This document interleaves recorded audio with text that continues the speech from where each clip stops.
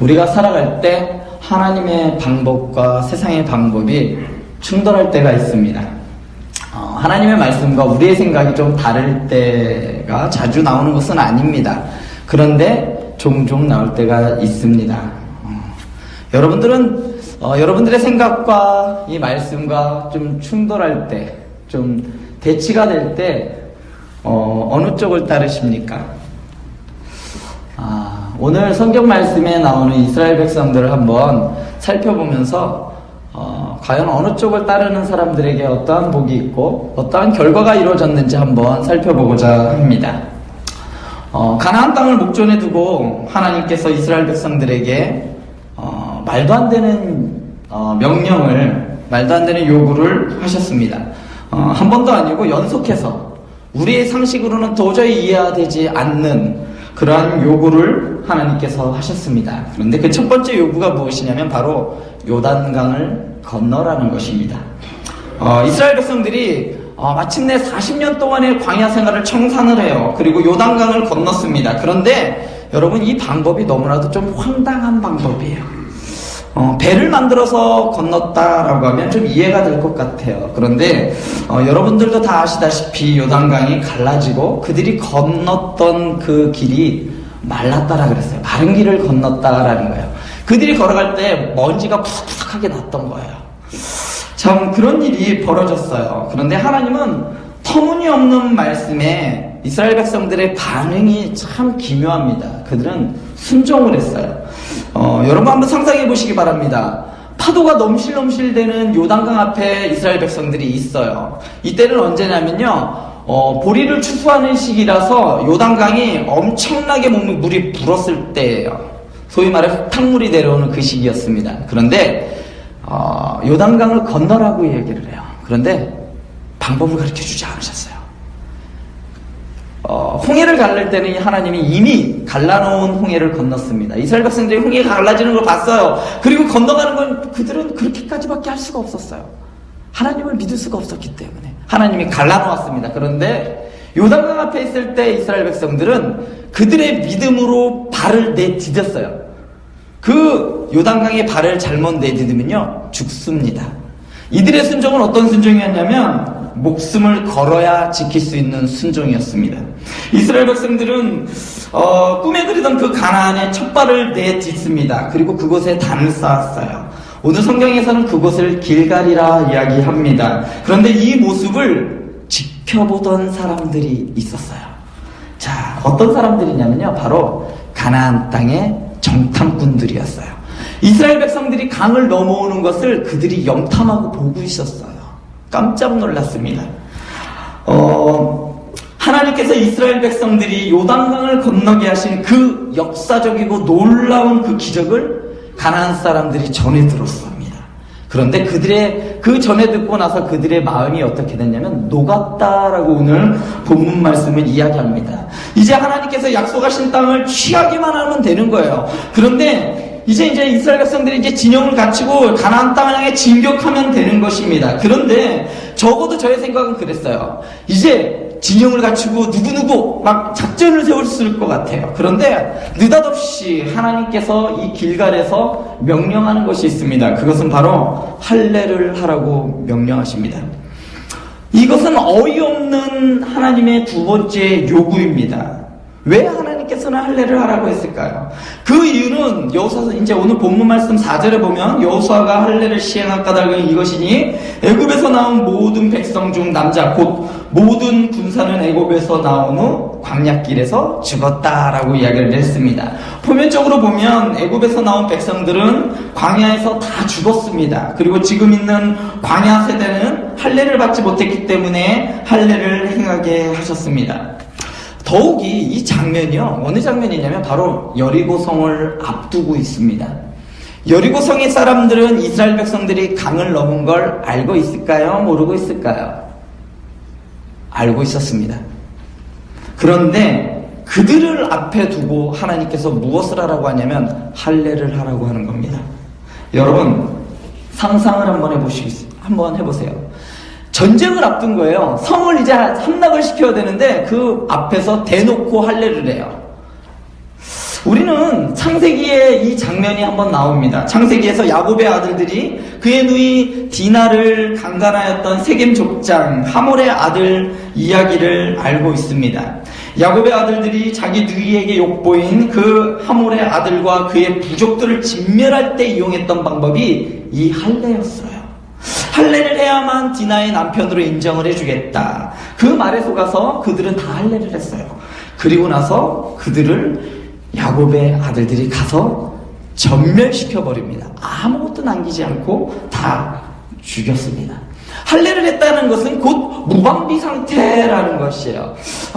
하나님의 이 터무니없는 두 번째 명령 앞에 이스라엘 백성들은 어떻게 했는가 하면 바로 순종하였어요. 만약에 여리고성에 있는 군사들이 성문을 열고 이스라엘 진영으로 쳐들어온다면 어떻게 될까요? 손 하나 까딱하지 못하고 그 자리에서 죽을 수밖에 없는 것이에요. 그런데 이스라엘 백성들은 그것을 알았을까요? 몰랐을까요? 알았어요. 그런데도 하나님의 그 명령에 순종했습니다. 그런데 여기서 오늘 재밌는 말씀이 하나 나옵니다. 5장 1절인데요. 요단 서쪽의 아모리 사람의 모든 왕과 해변의 가나안 사람들의 모든 왕들이 여호와께서 요단물을 이스라엘 자손들 앞에 말리시고 우리를 건너게 하셨음을 듣고 마음이 녹았고 이스라엘 자손들 때문에 정신을 잃었더라. 하나님이 이해하신 일들 때문에 그들이 여리고성에 있는 사람들이 정신이 혼미해졌어요. 그래서 그들이 두려워서 떨었어요. 누구 때문이냐면 이스라엘 백성들 때문이 아니에요. 하나님 때문에 떨었습니다. 정신이 혼미해졌어요. 그들이 전쟁을 일으킬 엄두조차 내지 못했다라는 거예요. 누구 때문에? 하나님 때문에요. 우리의 생각으로는 곧 죽을 것 같지만 하나님의 방법은 그게 아니라는 거예요. 너희들이 나를 신뢰하고 믿으면, 내 말을 믿으면 내가 너희들의 날개가 되어 너희들이 거할 처소가 될 것이고 너희들의 산성이 될 것이다 라고 하나님은 말씀하고 계십니다. 인간의 방법으로는 불가능하고 말도 안 되는 방법이지만 우리의 전쟁은 우리가 칼을 들고 싸우는 것이 아니라 우리의 전쟁은 하나님께서 하시는 것입니다. 그렇기 때문에 우리는 하나님의 말씀에 순종하는 것 말고는 할 수 있는 것이 없습니다. 이스라엘 백성들을 죽음으로 내모는 것처럼 보였지만 넘실거리는 파도에 죽을 것 같고 당장 눈앞에 적들에게 죽을 위험 속에서도 가장 안전한 방법은, 가장 확실한 방법은 바로 하나님의 말씀에 순종하는 것이었어요. 여리고성의 방법도 마찬가지였어요. 여러분, 여리고성을 무너뜨리는 방법이 가당키란 이야기입니까? 여기에 계시는 몇몇 분들은 그거 전래동화쯤으로 생각하실 수도 있습니다. 그러나 그것은 역사적인 사실이고 분명히 있었던 일들입니다. 누구에 의해서 일어났는가? 바로 하나님에 의해서 그 일이 일어났다는 것입니다. 왜 하나님이 이 방법을 선택하셨는가? 인간들이 한 것이 아니라 절대적으로 하나님이 하셨다는 것을 보여주기 위함이었다는 것이요. 우리가 할 수 있는 것은 없어요. 이스라엘 백성들이 창이라도 던져서 그 성을 무너뜨렸다면 이스라엘 백성들은 자기가 했는 줄 알 거예요. 그런데 여러분 생각해 보십시오.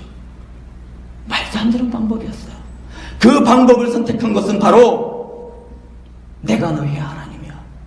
내가 너희의 구원자고 너희가 내 안에 있을 때 너희는 안전해. 이것을 보여주기 위하셨던 것입니다. 이스라엘 자손들이 계속해서 하나님의 말씀을 잘 들었으면 좋았을 거예요. 그런데 오늘 좀 살펴볼 말씀이 있는데 4절에 나오는 말씀이에요. 애굽에서 나온 모든 백성이라는 말이에요. 이 말이 6절에 가서 바뀌어요. 애굽에서는 모든 백성이 나왔는데 애굽의 모든 백성들이 나왔는데 그들이 어떻게 변하느냐? 애굽에서 나온 족속으로 바뀐다는 말이에요. 백성이 족속으로 바뀐 게 혼용된 게 아니에요. 백성과 족속 뭐 거기서 거기겠지라고 생각하는 거 아닙니다. 애굽에서 나올 때는 그들은 할례를 받았어요. 그래서 하나님과 언약을 맺은 하나님의 엄연한 백성이었지만 이스라엘 백성들이 여호와의 이름을 여호와의 음성을 청종하지 아니하자 그들이 적과 꿀이 흐르는 그 땅에 못 들어갈 것이라고 하나님께서 말씀하십니다. 그리고 나서 애굽에서 나온 족속들이라고 말씀하십니다. 그들이 다 멸하기까지 40년을 광야에서 헤매게 하셨다라고 말씀하고 계십니다. 하나님의 말씀을 청종하지 않는 사람은, 하나님의 명령에 순종하지 않는 자는 그가 비록 하나님께서 애굽에서 출애굽시킨 하나님의 백성이라 할지라도 하나님의 말씀에 청종하지 않는 자는 그들 또한 가나안에 있는 다른 족속들과 다르지 않다라는 말입니다. 이스라엘 자손들이 여호와의 영성을 청종하지 아니하였으므로 여호와께서 그들에게 대하여 맹세하사 그들의 조상에게 맹세하여 우리에게 주리라고 하신 땅 곧 적과 꿀이 흐르는 땅을 그들이 보지 못하게 하리라 하시매 애굽에서 나온 족속 곧 군사들이 다 멸절하기까지 40년 동안을 광야에서 헤매더니. 이 말씀은 오늘 6절의 말씀이에요.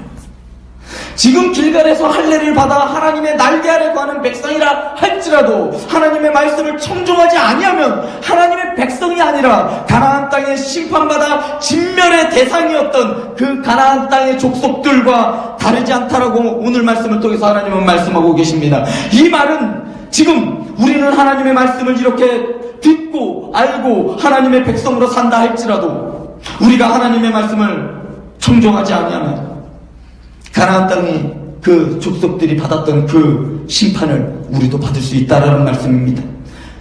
그런 걸 경고하고 계시는 것입니다. 더 무서운 것은 우리 아이들이 하나님을 알지 못하면 그들도 하나님의 족속들, 가나안의 족속들, 즉 축복의 대상이 아니라 진멸의 대상인 가나안의 족속들과 다르지 않게 된다는 말입니다. 그러나 오늘의 말씀은 하나님의 온전한 경고로만 끝나는 말씀이 아니에요. 하나님의 백성으로 하나님의 명령을 순종했던 이스라엘 백성들에게는 하나님께서 가나안 땅을, 약속의 땅인 가나안 땅을 주셨습니다. 오늘 본문 말씀 12절 말씀에 보면 그 해에 가나안 땅에 소출을 먹었더라 라고 기록되어 있습니다. 그런데 이 가나안 땅이라는 이 표현이 뒤에 가면 바뀌어요. 어떻게 바뀌느냐면 11장 22절에 가면 이렇게 바뀝니다. 이스라엘 자손의 땅에는 아낙 사람들이 하나도 남지 아니하였고 가사와 가드와 아수드대만 남았더라. 지금은 비록 가나안 땅이었지만 하나님의 언약에 따라 그 가나안 땅이 나중에 가서는 무엇이 되느냐? 이스라엘의 땅이 됐다라는 말이에요. 같은 땅을 성경은 두 가지의 관점으로 보고 있어요. 하나는 가나안 땅이었지만 하나님의 약속을, 하나님의 말씀을 청종했던 그 이스라엘 백성들에게는 그것이 바로 이스라엘 땅으로 주어졌다라는 말씀입니다. 아무리 좋은 말씀이 성경에 있는다 할지라도 하나님의 말씀을 청종하지 아니하면 이 언약의 말씀은 우리의 것이 될 수 없다라는 말씀. 하나님의 약속대로 가나안 땅에 이스라엘의 땅이 유업이 되었습니다. 지금 우리의 삶 가운데 하나님께서 우리의 생각으로는 말도 안 되는 요구를 하실 때가 있습니다. 파도가 넘실거리는 요단을 건너라고 명할 때도 있어요. 저게 가능해? 이게 말이 돼? 그리고 우리의 생각으로는 도저히 이해되지 않고 어이가 없어서 웃음조차 나오지 않는 방법으로 여리고성을 무너뜨리라 말씀하고 계셔요. 가당치도 않는 방법으로 우리에게 가라 명령하실 때가 있다는 말이에요. 여러분들은 이런 하나님을 정말로 믿고 계십니까? 그냥 단순히 그냥 하나님이 아니라 그런 것을 요구하는 하나님이에요. 이스라엘 백성들이 이런 하나님을 어떻게 믿었느냐? 바로 목숨을 걸었단 말이에요. 목숨을 걸고 요단강을 건넜고 목숨을 걸고 바로 여리고성 앞에서 할례를 했던 사람들이 이스라엘 백성들이란 말입니다. 그런 자들에게 가나안 땅은 주어진 것입니다. 그냥 적당히 해서는 가나안 땅에 들어갈 수 없어요. 적당히 해서는 아이성과 같은 실패만 남을 뿐입니다. 하나님 앞에 철저히 순종할 때에 약속의 땅인 가나안 땅, 약속의 땅인 영원한 하나님의 나라가 주어지는 것이란 말입니다. 여러분들, 우리 눈에는 내 자녀가 교회에 오래 있지 않았으면 좋겠고 시험 때만 됐으면 좀 집에 좀 가서 공부 좀 했으면 좋겠고 하나님의 시선을 보았을 때 그 아이들은 어떨까요? 여러분, 지난주에 교회에서 우리 아이들이 파자마 데이를 했어요. 파자마 데이를 하는데요, 아침 6시까지 놀더라고요. 저 죽는 줄 알았어요. 그 옆에서 지키다가. 해피북에서 얘들이 아침 6시까지 노는데 3층에서는 무슨 일이 벌어졌냐면요, 중고등부 아이들이 새벽 3시까지 기도를 하더라고요. 그냥 기도한 줄 아세요? 교회가 떠나가는 줄 알았어요. 1층에서는 아이들이 좋다고 게임하면서 놀고 있죠. 3층에서는 주요하면서 애들이 기도하고 있죠. 저 그 기도 소리를 듣는데요, 너무나 눈물이 나왔어요. 너무나 감사했어요. 여러분, 이런 사람들이 바로 하나님의 백성들입니다. 저는 행복한 교회에 소망이 있다고 생각해요. 너무나도 은혜스러웠어요. 그런 아이들이 있어요. 새벽 3시까지 하나님께 하나님 아니면 안 됩니다. 하나님의 도우심이 아니면 저 설 수 없습니다. 라고 기도하는 아이들이 있단 말입니다. 한두 명이 있는 줄 아세요? 20명이 넘는 아이들이었어요. 그리고 바로 지난주에는 그 아이들이 또 2시까지 기도하더라고요. 바로 저 방에서 기도하더라고요. 밖에서 그 소리가 너무나도 크게 들렸어요. 주님 살려주세요. 주님 도와주세요. 여러분, 그것이 잘못된 걸까요? 야, 가서 공부 좀 하지. 지금 우리의 아이들은 애굽에서 나온 백성으로 살아가고 있습니까? 아니면 애굽에서 나온 족속으로 살아가고 있습니까? 지금도 우리는 시험때가 되면 아이들이 교회보다는 학원에 가 있으면 좋겠고, 각종 대화와 시험이 있으면 좀 빠졌으면 좋겠고, 이런저런 이유로 합리화하고 있지는 않습니까? 분명히 말씀드리지만 적당히 했다면 이스라엘 백성들은 요단강에서 빠져 죽었습니다. 이거 아니면 죽을 것 같지만, 이거 아니면 우리 아이 망할 것 같지만, 하나님은 하나님의 날개 아래 거할 때에, 하나님의 이 은혜 안에 거할 때에 하나님이 나의 피난처가 되시고 우리 자녀들의 상급이 되심을 하나님은 말씀하고 계신단 말입니다. 이렇게 믿음 좋았던 이스라엘 백성들이 가나안 땅에 가나안 사람들의 방식대로 살기 시작하였을 때 자신들의 출세가 하나님을 가렸고 가나안 땅의 풍요로움이 하나님을 잃어버리게 만들었단 말입니다. 여러분들이 잘 알고 있는 사사기 2장 10절에 그 다른 세대가 되고 말았단 말입니다. 여러분과 여러분들의 아이들이 애굽에서 나온 하나님의 백성으로 하나님의 말씀을 듣고 순종할 수 있도록 이 자리를 빌어 여러분들 기도하실 수 있길 바랍니다.